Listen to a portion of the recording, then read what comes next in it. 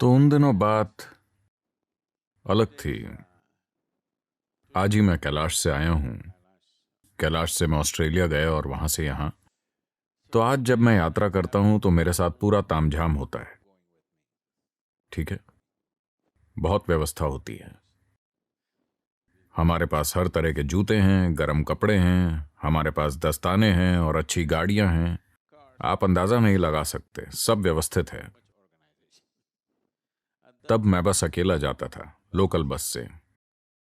आमतौर पर मैं बस की छत पर बैठता था क्योंकि मैं पहाड़ जरूर देखना चाहता था। और ये बसें भी कमाल होती थीं। वो हरिद्वार से सुबह 4 साढ़े 4 बजे चलती थी और सीधे या तो गौरीकुंड जाती या बद्रीनाथ। उन्हें वहां पहुंचना होता था, वो कहीं नहीं रुकती थीं। इन बसों को भूख हड़ताल बसें कहा जाता था। That means hunger strike buses.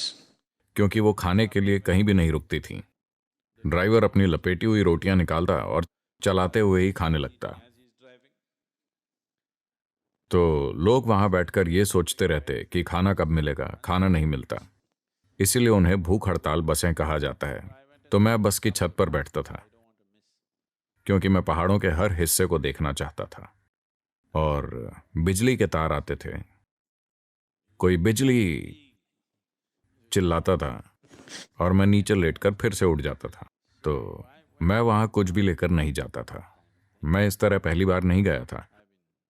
लगभग 26 सालों तक मैं वहां लगातार गया, हर साल।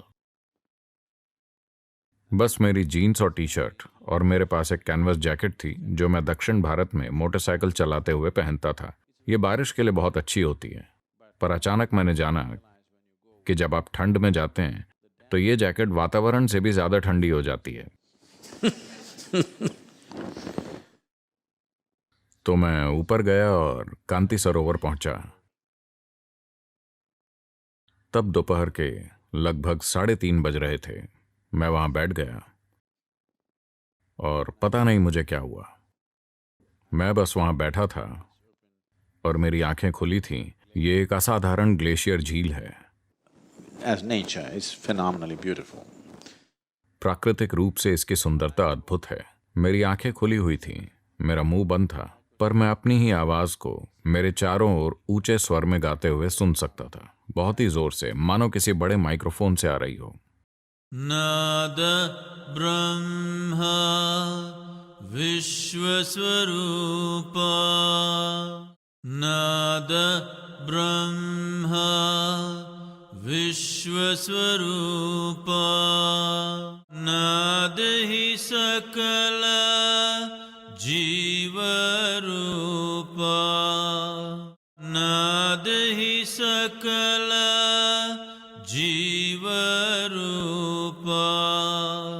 नाद ही कर्म, नाद ही धर्म, नाद ही कर्म, नाद ही धर्म, नाद ही बंधन, नाद ही मुक्ति, नाद ही बंधन, नाद ही मुक्ति, नाद ही शंकर, नाद ही शक्ति, नाद ही शंकर, नाद ही शक्ति, नादम नादम सर्वम नादम, नादम नादम सर्वम नादम, नादम नादम, नादम नादम, नादम नादम, नादम नादम। और मैं बस देख रहा था। मेरी आवाज इस मंत्र को गा रही थी। मैं पहली बार इसे सुन रहा था, पर यह मेरी आवाज में था और मेरा मुंह साफ तौर पर बंद था। तो मैं बैठकर मंत्र को सुनता रहा और इसी का हमने अभी अभी जाप किया। इसका अर्थ है ध्वनि। नाद का अर्थ है ध्वनि। साउंड एक सटीक अनुवाद नहीं है, पर अंग्रेजी में नाद के लिए कोई सटीक शब्द नहीं है। नाद साउंड से बढ़कर है। Probably अंग्रेजी में कोई सटीक अनुवाद नहीं है, पर ऐसे अनुभव हुए हैं। क्या यहां कोई बाइबल पढ़ने वाले हैं? कोई भी नहीं? ओह, मुझे लगता है मैंने पढ़ा नहीं है, मैंने लोगों से सिर्फ सुना है। शायद बाइबल के पहले भाग में कहा गया है, पहले एक शब्द था और वो शब्द ईश्वर के पास था और शब्द ही ईश्वर है, कुछ इस तरह। क्या ऐसा है? कोई जानता है? कुछ ऐसा है। देखिए, अभी मैं जो कुछ भी कह रहा हूं, मैं सिर्फ ध्वनि पैदा कर रहा हूं और आप इन ध्वनियों को शब्दों के रूप में समझ रहे हैं, है ना? हाँ, वाकई मैं बस आवाज पैदा कर रहा हूं। मान लीजिए मैं कोई ऐसी भाषा बोलूं जिसे आप नहीं समझते, तो शब्द ध्वनि होगा और ध्वनि शब्द होगी, है ना? आपके अनुभव में अभी भी ऐसा ही है, पर आपको लगता है कि ये शब्द हैं, ये शब्द नहीं हैं, ये बस ध्वनियां हैं। तो जब अंग्रेजी भाषा की बात आई तो साउंड शब्द स्पष्ट नहीं था, तो किसी ने वर्ड शब्द का इस्तेमाल किया। जो ध्वनि है वही मानव मन में शब्द बन जाती है, पर अस्तित्व में ध्वनि मात्र ध्वनि ही है ना? अगर इस हॉल में कोई मौजूद ना हो और अगर मैं बोलूं, तो इससे कोई फर्क नहीं पड़ता कि मैं कौन सी भाषा में बोल रहा हूं। जहां तक दीवारों की बात है, वो बस एक ध्वनि होगी। जब आप यहां बैठे होते हैं, तब आप ध्वनियों से शब्द बना लेते हैं, है ना? तो नाद ध्वनि से परे की चीज है।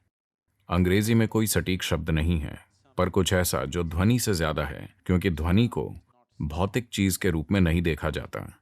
इसे भौतिकता के आखिरी बुर्ज के तौर पर देखा जाता है।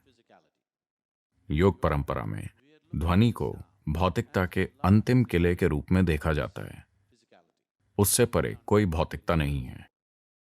it means sound is everything and sound is life. यानी ध्वनि सब कुछ है और ध्वनि ही जीवन है। जीवन के सभी रूप ध्वनियां हैं। ध्वनि का अर्थ है एक स्पंदन। आज आधुनिक भौतिकी अस्तित्व में हर चीज को मात्र एक स्पंदन के रूप में सिद्ध कर रही है। और धर्म और कर्म का अर्थ है, जो आपको उलझाता है वो कर्म है, जो आपको मुक्त करता है वो धर्म। दोनों ध्वनियां हैं। बंधन और मुक्ति है, ये दोनों ध्वनियां ही हैं। जिन्हें शिव और शक्ति कहा जाता है, वो भी ध्वनियां ही हैं। सब कुछ ध्वनि है।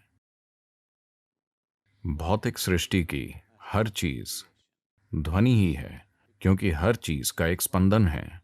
जहां स्पंदन होगा वहां ध्वनि होगी। आप सुन सकते हैं या नहीं, बस यही सवाल है, पर ध्वनि मौजूद है। जहां कहीं भी स्पंदन है वहां ध्वनि है।